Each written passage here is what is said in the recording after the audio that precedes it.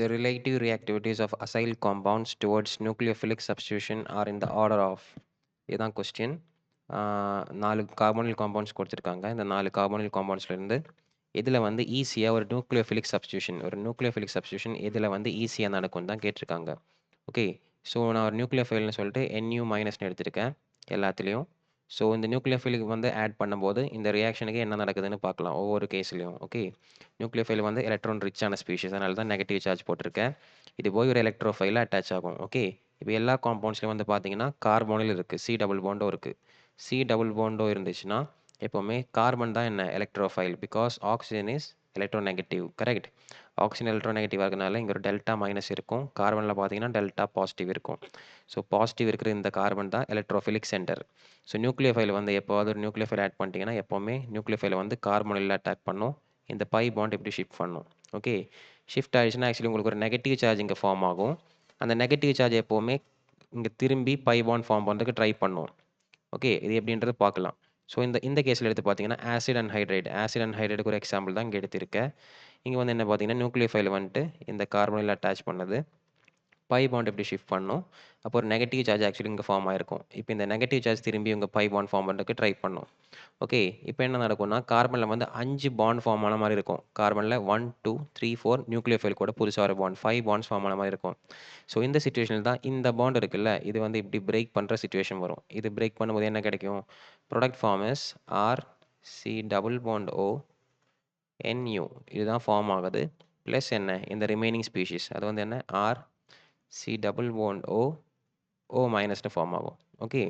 அதே மாதிரி செகண்ட் கேஸில் பார்க்கலாம். நியூக்ளியோஃபைல் வந்து மறுபடியும் கார்பனில் அட்டாக் பண்ணது. இது ஷிஃப்ட் பண்ணும். நெகட்டிவ் சார்ஜ் ஃபார்ம் ஆகும். மறுபடியும் திரும்பி வரும். எது பிரேக் ஆகும்? NH2 வந்து இப்படி பிரேக் பண்ணி போகணும். ஸோ ஃபார்ம் பண்ணுறது RC double bond O nucleophile plus NH2 minus. இங்கே இது ஃபார்ம் ஆகும். ஓகே. தேர்ட் கேஸில் nucleophile comes and attack, this forms here, negative charge form ஆகும், திரும்பி வரும், இது பிரேக் பண்ணும். So RC double bond O nucleophile plus OR minus OR dash minus. Okay. Next case similar case attack here, இது இப்படி போகும், negative charge comes back, Cl will break off. RC double bond O NU plus Cl minus. Okay. இவ்வளோ வருதுல்ல. எல்லாத்துலேயும் இந்த species சேமாக இருக்குது பாருங்கள்.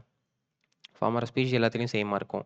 இப்போது எதை பொறுத்து நியூக்ளியோஃபிலிக் சப்ஸ்டியூஷன் ஃபேவரபுளாக இருக்கா, ஈஸியாக நடக்குதா இல்லையான்றது எதை டிபெண்ட் பண்ணுன்னா, இங்கே ஒரு லீவிங் குரூப் வருது இல்லை, ஒரு குரூப் வந்து லீவ் ஆகி போகுது இல்லை இனிஷியல் மாலிக்யூல்ல இருந்து, இந்த லீவிங் குரூப்போட ஸ்டெபிலிட்டி பொறுத்து இருக்கும். ஓகே. இந்த லீவான 4 மாலிக்யூல்ஸ் இருக்குல்ல, 4 ஸ்பீஷிஸ் இருக்குல்ல, இதோட ஸ்டெபிலிட்டி பொறுத்து இருக்கும்.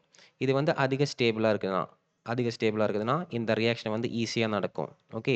ரியாக்ஷன் வந்து ரைட் சைடுக்கு ஷிஃப்ட் ஆகும். அதுக்கு மீனிங் என்ன? ரியாக்ஷன் ஃபார்வர்டில் ஈஸியாக நடக்கும்னு சொல்லலாம். ஓகே. ஸோ இந்த ஸ்பீஷிஸில் 4ல் வந்து எது ஸ்டேபிளாக இருக்குன்னு மட்டும் பார்த்தா போதும். இப்போ நீங்கள் பார்த்தீங்கன்னா Cl மைனஸ் வந்து ரொம்ப ஸ்டேபிளாக இருக்கும். ஏன்னா நீங்கள் HCl வந்து ஒரு ஸ்ட்ராங் ஆசிட் உங்களுக்கு தெரியும். கரெக்டாக. HCl ஸ்ட்ராங் ஆசிடாக இருக்கனால தான் என்ன H plus plus Cl minus form பண்ணும்போது Cl மைனஸ் வந்து ஒரு கான்ஜுகேட் பேஸ் இங்கே. ஓகே. கான்ஜுகேட் பேஸ் அது ஸ்டேபிளாக இருக்கிறதுனால தான் என்ன HCl வந்து ஒரு ஸ்ட்ராங் ஆசிட்னு நம்ம சொல்கிறோம். ஸோ அதுக்கு மீனிங் இந்த 4 கம்பேர் பண்ணும்போது Cl மைனஸ் தான் அதிக ஸ்டேபிளாக இருக்கும். ஓகே. ஸோ ஸ்டெபிலிட்டி பார்த்தீங்கன்னா ஃபஸ்ட்டு Cl மைனஸ் வரும். தென் OR minus NH2 minus consider பண்ணும்போது ஆக்சுவலி ஓகே. நெக்ஸ்ட் வந்து இந்த ஸ்பீஷிஸ் இருக்குல்ல RCOO மைனஸ், இங்கே பார்த்தீங்கன்னா இந்த நெகட்டிவ் சார்ஜ் வந்து இப்படி டீலோக்கலைஸ்டாக இருக்கும் பாருங்கள். இந்த மாதிரி ரெசனன்ஸில் போகும். அதனால இது வந்து அடுத்த ஸ்டேபிளாக இருக்கும். ஓகே. அடுத்த ஸ்டேபிளான ஸ்பீஷிஸ் வந்து RC டபுள் பாண்ட் O மைனஸ்னு வரும். அதுக்கடுத்து பார்த்தீங்கன்னா NH2 minus OR minus consider பண்ணும்போது நெகட்டிவ் சார்ஜ் ஒன்றில் வந்து நைட்ரஜன் மேலே இருக்குது, ஒன்றில் வந்து ஆக்சிஜன் மேலே இருக்குது.